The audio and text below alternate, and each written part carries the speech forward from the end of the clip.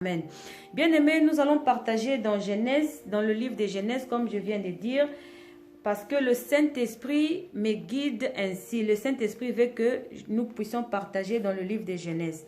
Mais avant de rentrer dans Genèse, j'aimerais lire dans 2 Timothée, chapitre 3, verset 16. Je lis au nom du Seigneur Jésus Christ. Toute écriture est inspirée de Dieu et utile pour enseigner, pour convaincre, pour corriger, pour instruire dans la justice. Amen. Tout est clair. L'apôtre Paul, c'est l'apôtre Paul qui parle ici. Il a dit toute écriture est inspirée de Dieu. Donc, nous allons aujourd'hui lire dans le livre de Genèse, nous allons voir l'inspiration de Dieu là-bas. C'est Dieu qui a inspiré ces écritures et il veut que ses enfants puissent l'apprendre. Mais dans Galates chapitre 2 verset 20 dit, Galates chapitre 2 verset 20 nous dit, je lis au nom du Seigneur, il dit, j'ai été crucifié avec Christ et si je vis, ce n'est plus moi qui vis, c'est Christ qui vit en moi. Si je vis maintenant dans la chair, je vis dans la foi, au Fils de Dieu qui m'a aimé et qui s'est livré lui-même pour moi. Ok? Donc, si je vis maintenant, ce n'est plus moi qui vis, c'est je vis par Christ. C'est donc je vis à travers Christ. Donc, c'est Christ qui vit en moi. Parce qu'il m'a aimé le premier et il a donné sa vie sur la croix pour que moi j'ai la vie. Alors, la vie que nous avons, c'est l'Éternel qui le veut et c'est l'Éternel qui nous le prête. Il nous a prêté cette vie que nous avons et le souffle que nous avons. Alors, c'est lui qui décide toutes choses. Aujourd'hui, nous allons découvrir dans les Écritures la vie que nous avons appartient à Dieu et le souffle que nous avons appartient à Dieu. Alors nous allons découvrir dans Genèse chapitre 6 d'abord. Je vais lire dans 6 et puis nous allons aller dans Genèse chapitre 5. Et là par après nous allons voir comment nos ancêtres ont vécu. Puisque cette vie que nous vivons ne nous appartient pas, ça appartient à Dieu.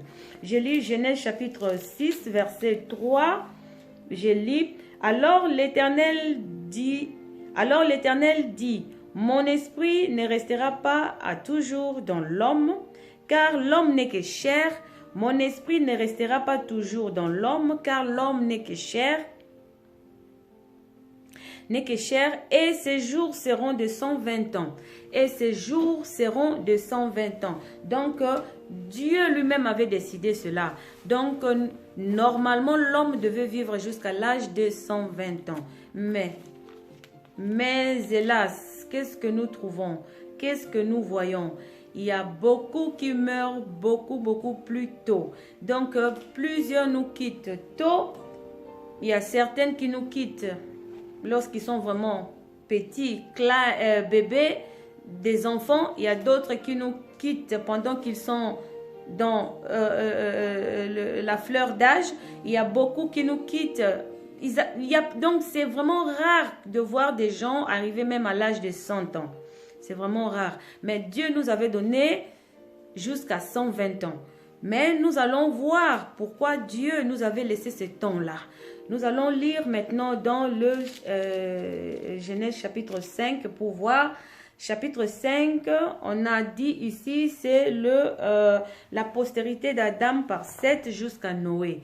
La postérité d'Adam par 7 jusqu'à Noé. Mais avant que je puisse lire là-bas, je veux reculer un peu en arrière pour voir comment c'était. La postérité d'Adam, c'est-à-dire c'est Adam et Ève. Ils étaient dans le jardin et par là, Dieu les avait rejetés parce qu'ils avaient désobéi aux ordres de l'Éternel. Parce que Dieu avait voulu vivre au milieu d'eux. Comme Dieu aime vivre au milieu de ses enfants, Adam et Ève n'avaient pas compris cela. Ils étaient chassés du jardin d'Éden. Mais après cela, ils devaient demander pardon. Et ils ont continué, ils avaient continué leur route. En continuant leur route, ils avaient eu des descendants. Ils avaient eu des descendants, Caïn et Abel. Là, dans le jardin, il y avait déjà le péché qui était conçu. Et par après, ils ont continué leur route. Leur route, Caïn et Abel, des frères, deux enfants de Adam et Ève. Le deux, Caïn était laboureur et Abel était berger. Nous savons tous. Il devait offrir à Dieu un sacrifice. Et celui d'Abel était agréable par rapport aux yeux de l'Éternel. Et qu'est-ce qui s'est passé? Caïn était jaloux. Caïn était jaloux de son frère et tua son frère. La jalousie. Ok. Dieu observait tout cela. Les péchés s'étaient encore élargis. Seul d'Éden, Adam et Ève, et puis encore de Caïn et Abel. Et ils avaient continué. Mais après cela, Adam et Ève avaient eu encore un fils, Seth. Seth était pareil comme Abel. Seth était bien comme Abel. Et maintenant, par rapport à ces lignées-là, par rapport à ces lignées de Seth, parce qu'eux tous avaient eu des descendants. Et ils avaient vécu pendant longtemps. Ok? Au chapitre 6 de Genèse, Dieu nous avait donné 120 ans. Mais tous ces descendants avaient vécu plus que cela. Ils avaient vécu, en tout cas, beaucoup de nombre d'années. Mais nous allons découvrir pourquoi Dieu avait laissé cela. Caïn, Dieu ne l'avait pas tué. Tout simplement parce que Dieu, si nous voyons les caractéristiques de Dieu, Dieu est miséricordieux, Dieu est compatissant, Dieu est plein de bonté. Alors Dieu, lorsqu'il donne la vie, Dieu ne retire pas la vie. Lorsque Dieu donne la vie, Dieu ne retire pas la vie. Dieu ne tue pas. Comme Caïn était un meurtrier, Dieu ne pouvait pas aussi les tuer. Puisqu'il vivait, il devait vivre. Alors, il n'y avait pas aussi de péché, de pardon de péché. Ils avaient continué leur route. Ok, ils commençaient à se multiplier. Mais dans la lignée de Caïn, Dieu ne regardait plus là-bas parce qu'ils étaient rejetés. C'était une lignée de meurtriers. C'était rejeté. Ok, maintenant nous voyons comme Adam s'est multiplié par 7 jusqu'à Noé. Nous allons lire Genèse chapitre 5, verset 1er nous dit, « Voici le livre de la postérité d'Adam. Lorsque Dieu créa l'homme, il les fit à la ressemblance de Dieu. Il créa l'homme et la femme, il les bénit et il les appela du nom d'homme. » Donc, il les avait appelés du nom d'homme. Lorsqu'ils furent créés, Amen. Verset 3 nous dit, Adam, âgé de 130 ans, engendra un fils à sa ressemblance, selon son image. Amen. Et il lui donna le nom de Seth. Donc, Adam avait engendré un fils à sa ressemblance et à son image. Ok? Parce qu'ils étaient maintenant hommes. C'est eux qui étaient des hommes. Et maintenant, le verset 4 nous dit, le jour d'Adam, après la naissance de Seth, furent de 800 ans. Donc, 800 ans. Et il engendra de fils et de filles. Tous les jours qu'Adam vécut furent de 930 ans, puis il mourut. Donc, Adam avait vécu pendant 930 ans. Vous voyez? C'est vraiment beaucoup. Personne ne peut totaliser cet âge-là. C'est vraiment incroyable. Mais si nous voyons maintenant chez Seth, Seth avait vécu pendant 912 ans et puis il mourut. Après, Seth avait engendré Enoch. Enoch avait vécu jusqu'à 905 ans. 905 ans après, il mourut. Et Enoch avait engendré Kenan. Kenan avait vécu pendant 910 ans. Après 910 ans, il mourut. Après, Kenan avait engendré Mahalalel. Mahalalel avait vécu pendant 900 895 ans. Après, il mourut. Donc, après, Mahalalel avait engendré Jéred. Jéred avait vécu pendant 962 ans. Après, il mourut. Et puis, Enoch. Donc, si nous arrivons chez Enoch, nous allons voir qu'est-ce que l'Éternel dit chez Enoch. Enoch, le verset 21 de Genèse 5 nous dit: Enoch, âgé de 65 ans, engendra Métuchala. Donc, il avait engendré Métuchala. Et puis, Enoch, après la naissance de Métuchala, marcha avec Dieu. Marcha avec Dieu 300 ans. Marcha avec Dieu 300 ans. Et il engendra des fils et des filles. Tous les jours d'Enoch furent de 365 ans. Et le verset 24 nous dit: Enoch marcha avec Dieu, puis il ne fut plus parce que Dieu le prit. Amen, amen, amen. Donc, c'est le seul qui marcha avec Dieu, Enoch. Enoch était le seul qui marchait avec Dieu. Et Dieu le prit à l'âge de 365 ans.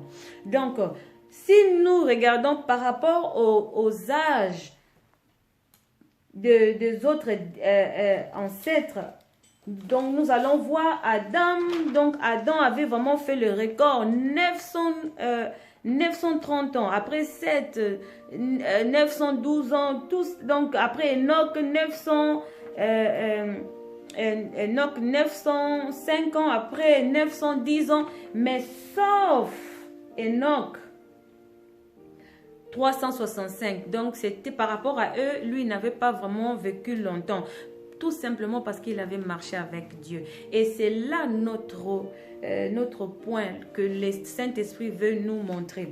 Donc, l'Éternel laissait toutes ces personnes-là vivre longtemps. Pourquoi?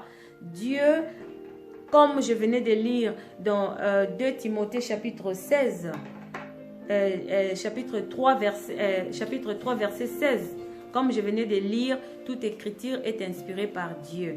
Dieu n'avait pas fait ça pour rien, c'est pour montrer aux gens. Donc, il y a 2 fois sur la terre, lorsque nous vivons, lorsque nous avons ce souffle que nous avons, ce souffle ne nous appartient pas d'abord, premièrement. Et puis, Dieu a bien dit, ce corps n'est que chair qui mourra, la chair qui mourra, qui sera ensevelie, et c'est l'esprit qui est en nous qui compte pour Dieu. Vous voyez? Donc Dieu avait laissé toutes ces personnes-là de vivre. Donc c'est Dieu qui décide d'abord sur la vie d'une personne. Donc Dieu avait permis à toutes ces personnes de vivre longtemps, tout simplement parce qu'il y avait le péché quelque part, et il attendait que ces gens puissent se repentir. C'est ce que Dieu veut de gens, parce que Dieu, il est saint, saint, saint. Dieu, il est 3 fois saint. Dieu n'a pas de péché en lui.